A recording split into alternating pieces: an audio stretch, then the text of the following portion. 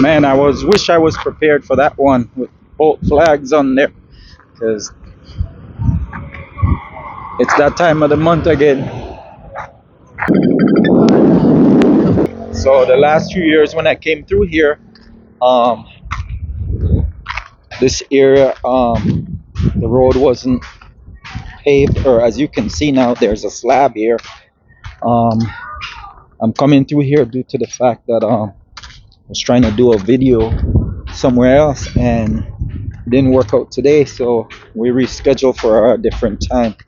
So I'm gonna proceed and move on and make this video over here. They do maintain this part pretty well. They do a good job of upkeep. All right, and it's just off the Bullet Tree road as well.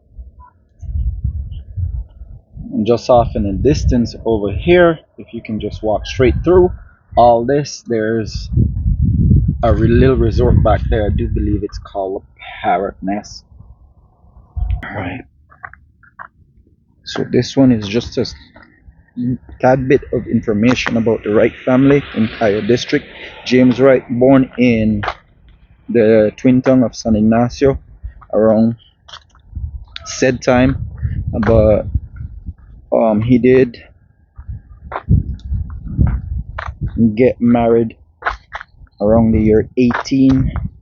No, I didn't do a proper labeling. So I think he was born in the year 1888, and then he got married to one Miss Lamb. Okay, and Miss Lamb do have a Lamb, might be their surname, but it also shows that that person has a different surname as well. And it stated that they got married in the year 1913. And that's about it on information that I could have extracted on him. I'm going a different route because James also, I really couldn't find out or figure out if there were brothers or siblings or the relationship. But he had a family member that was August, and that's his first name, so his last name is Wright. And it seemed like he was also a cattle farmer or a major rancher in the twin town, and to be precise, that will be San Ignacio. So he actually made major contributions to expanding and the growth of the twin town of San Ignacio and Santa Elena, primarily the twin town of San Ignacio. So his time frame was around 1880. During research, I think this might be tagged for sale or for rent. I just saw that a few hours ago. They got a little pie shop right over there.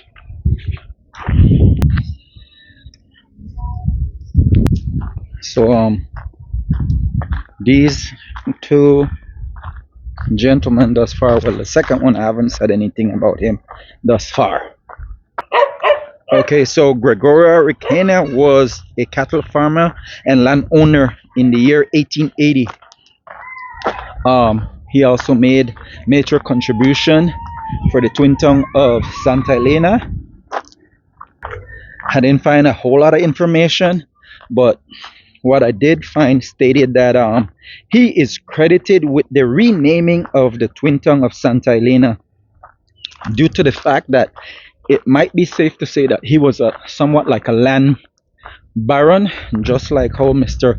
August Wright might have been a land baron, but it never stated if he made I think he did made major contribution to the advancement of the San Ignacio, which is the twin town. At that time, Santa Elena didn't really have a name, and I think if the name it had was totally different. So um, Mr. Wright, what he did, he, I guess, did a land distribution that helped out, said families roughly around 150 for the expansion and the growth of the community at that said point, which would be um, during, you know, anywhere from, let's say, 1870 to about 1890. Wasn't 100% accurate on, like I said, that information. Drive with due care, guys. And so let's go back to Rakena. So he renamed the town because he was a cattle baron at the time as well, and it was somewhat called officially the mahogany work known as Hermitage. I don't know if I should say that in English or Spanish, because in Spanish the H is silent. Hermitage. And the information stated that he renamed the area Santa Elena due to the fact that it was the place, or a place in Guatemala where his family, which would be possibly his parents or his grandparents, might have migrated from.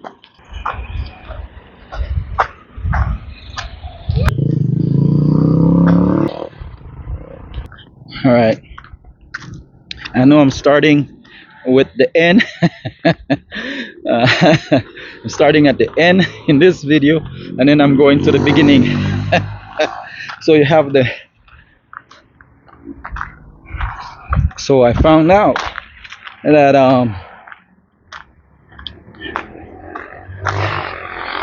the Scottish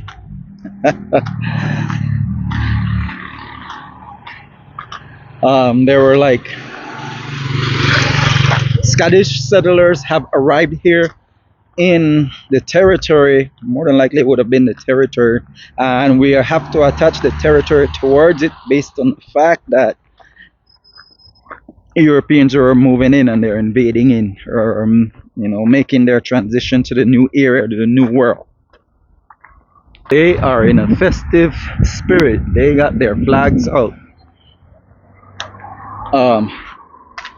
Okay, so the Scottish did arrive here before the British, and they established a colony. Oh wow, look at all that flags.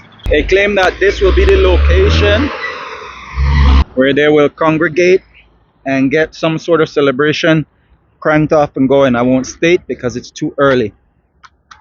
Okay, so back to it, because now there's less traffic. It stated that or I found that they had many Scottish ancestors, estate ancestors, who were part of the Wallace and McDonald and Forbes, leaving an everlasting legacy in the area, which would be Belize. Let's see, it's the kid. It's not. So those Scottish descendants predate the English, and they also kind of somewhat set up a logwood harvesting community based on the fact that they need timber for shipbuilding and different types of exotic woods for furniture, and they need certain types of wood that was used in making dye for fabrics. So once the English came in, they became logwood cutters, buccaneers. There's some information stating that buccaneers, baymen is a stem from buccaneers, but I think it's based on the fact that the buccaneers are stem from pirates, and then the buccaneers started to intermingle and mix with the different tribes and stuff, like other pirates and stuff of different descent and ancestry. So it's also stated that those Scottish families and Scottish descendants arrived in the area in 1630. There's also the Darren scheme, which were investors from the Kingdom of Scotland to gain wealth and influence by establishing a new Caledonia colony in the Darien Gap, which would be in the present day Panama, and it would be on the Isthmus of Panama. New Caledonia is French territory which has a dozen of islands in the South Pacific. So it also stated a fun fact that those Scottish adventurers established a community in the region about roughly 50 years before it also failed, and it was known as the Darien scheme. So the history of the area, which is currently Belize, was known as British Honduras from 1862 right up to 1973, when it got changed to Belize in the year 1973.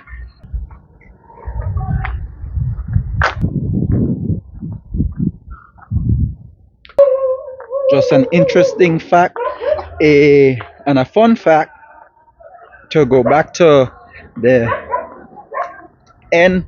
San Ignacio got its name from a priest or a father named Andrew Bavistro SJ in the year 1870. So that's a cool shot right there. Okay, so the Maya culture, the Maya civilization, the Maya heritage, its legacy is its people, the indigenous people from indigenous group or from Mesoamerica. So the Maya civilization is a contemporary tradition of language, knowledge that continues to be practiced to this day in southern parts of Mexico, Guatemala, Belize, parts of Honduras and Salvador. It includes a complex societal structure, remarkable achievement of writing, mathematics, astronomy, with an ongoing connection to the land and ancestral practice.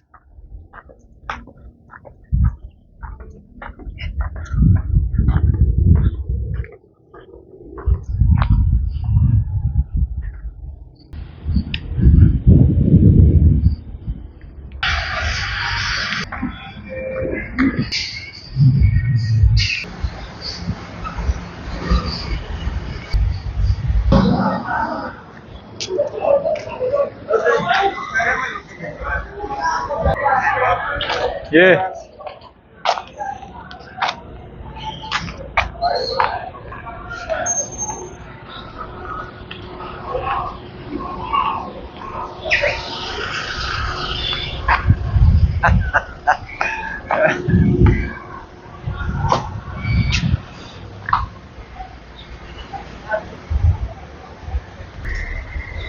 Pretty good.